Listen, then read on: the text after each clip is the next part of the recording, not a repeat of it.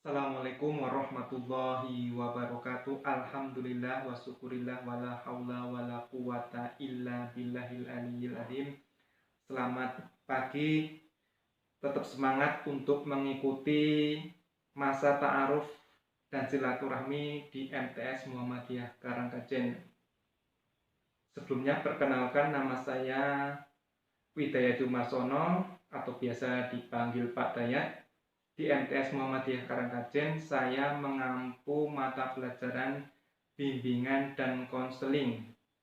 Sebagai guru bimbingan dan konseling, saya tidak sendiri, saya ditemani oleh Bapak Agung Fatur Rahman dan Bu Citra Ayesa Putri.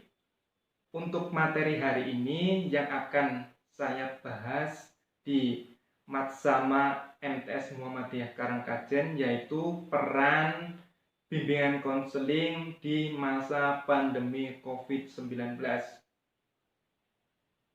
Sekilas saya akan jelaskan apa itu bimbingan dan konseling. Pastinya adik-adik pasti belum familiar dengan kata-kata istilah bimbingan konseling atau BK. Dalam diri atau benak adik-adik pastinya BK itu polisi sekolah, BK itu yang menghukum, atau BK itu yang malah teman curhat. Jadi pengertian bimbingan dan konseling adalah suatu proses pemberian bantuan yang diberikan oleh seorang ahli atau konselor atau guru BK terhadap siswa atau klien agar siswa tersebut mencapai kemandirian yang optimal. Yang mana dalam layanan bimbingan dan konseling itu ada 4 bidang layanan. Yang pertama itu bidang bimbingan pribadi, yang kedua itu bidang bimbingan sosial, yang ketiga itu bidang bimbingan belajar, yang keempat itu bidang bimbingan karir. Saya tekankan kembali bahwa tugas dan fungsi BK di sekolah itu bukan menjadi polisinya sekolah ataupun yang menghukum, tapi lebih ke layanan yang mengoptimalkan agar siswa itu maksimal dalam mencapai cita-citanya. Terus bagaimana ya cara mendapatkan layanan BK semasa pandemi COVID-19 ini? Yang dulu sebelum COVID-19 ini layanan BK itu diberikan secara bertatap muka langsung.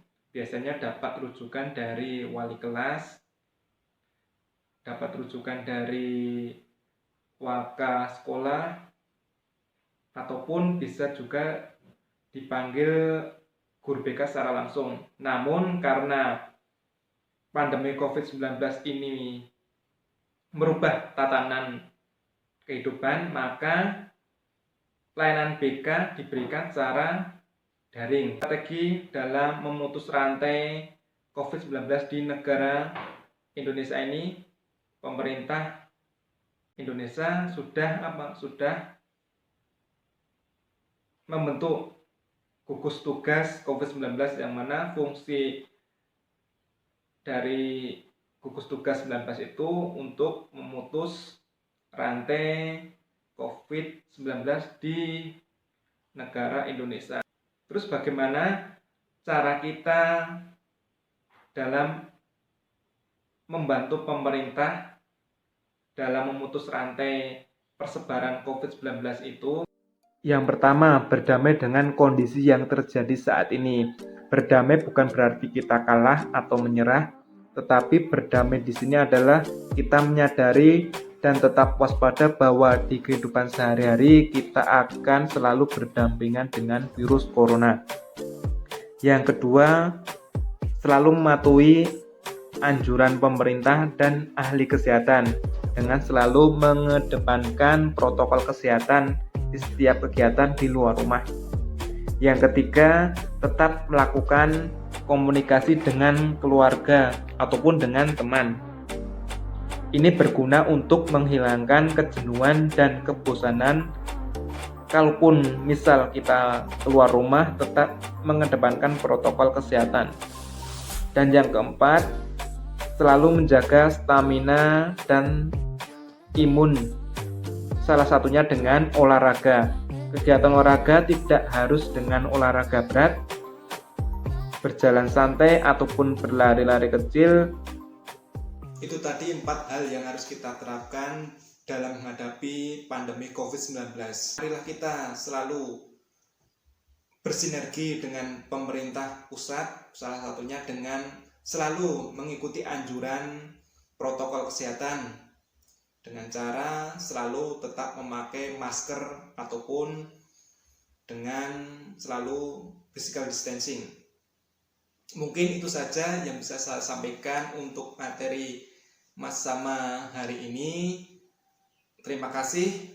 Saya akhiri billahi taufik wal hidayah. Wassalamualaikum warahmatullahi wabarakatuh.